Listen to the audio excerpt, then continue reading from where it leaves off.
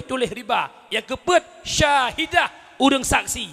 Hai tebit pengnya miyahana saksi. Saksi urang yang tat peng, urang cok peng, urang tulis mandum kenang laknat ba Rasulullah. Bagaimana kita mengharapkan syafaat dalam kanduri maulid sedangkan bahan yang terpakai at-tahrim.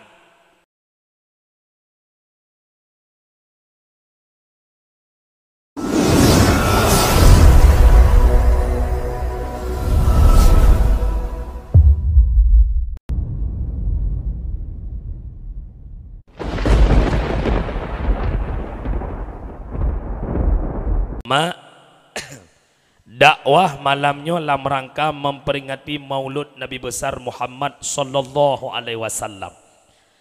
Getanya masyarakat Aceh khususnya dikala berbicara maulid kita rindu kepada kauri maulud.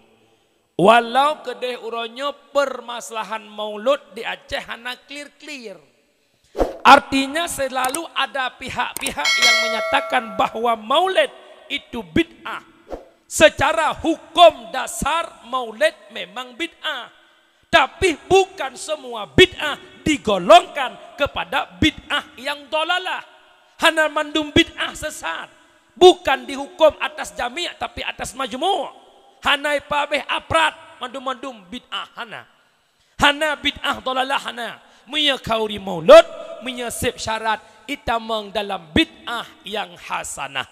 Toh syaratnya.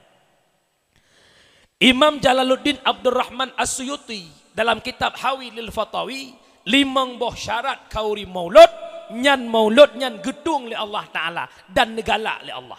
Dah, yang pertama lam kauri maulud ada baca maulid yaitu bahasa katanya nami mendiki. Ibaca riwayat Nabi baik ibaca dengan bahasa Aceh, baik ibaca dengan bahasa Barzanji. Nyan atanya ken maulid. Alanya yang kedua lam kauri maulud na baca Quran. Kalau baca itu saja.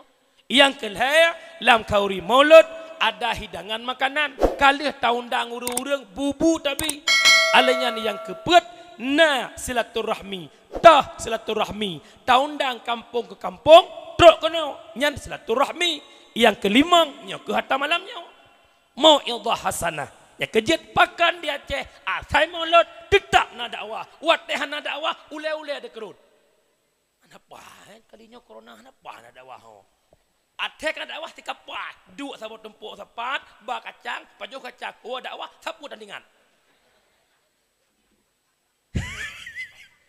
Nyo syarat yang kelima, benar limang buah syarat nyo kauri maulud gedung li Allah. Ya kejut mak ke masalah gop hanai maulud bah menai kedeh idon maulud aju. Nan dengar mi? Narai makna maulud mano? Ai. Mauludnya ibadah mak. Dalam ibadah syarat yang pertama ikhlas. Naik kelah mi. Betul. Tole nasi manok potongan manok kampung. Lo nak potong. Nyan pula mak miaruh manok merah kam ramah. Meyahana pas dagun dengan silap sualu mengakap silap sualu. Yang kedua lam kauri maulud bekna taharum. Bek sampai pegat kauri maulud peng rentenir beng keliling. Nyari bayan. Kok bahaya riba. Tak kauri maulud perlu syafaat ba Rasulullah. Tapi yang kita dapatkan hanya laknat. Terdapat dalam kitab Syarkawi ala Tahrir jilid yang kedua bab riba. Ada satu hadis menyahana salah lentuan yang riwayat hadisnya Muslim putra nepegah. La'ana Rasulullah akalar riba wa muwakkilah wa syahidah wa kitabah.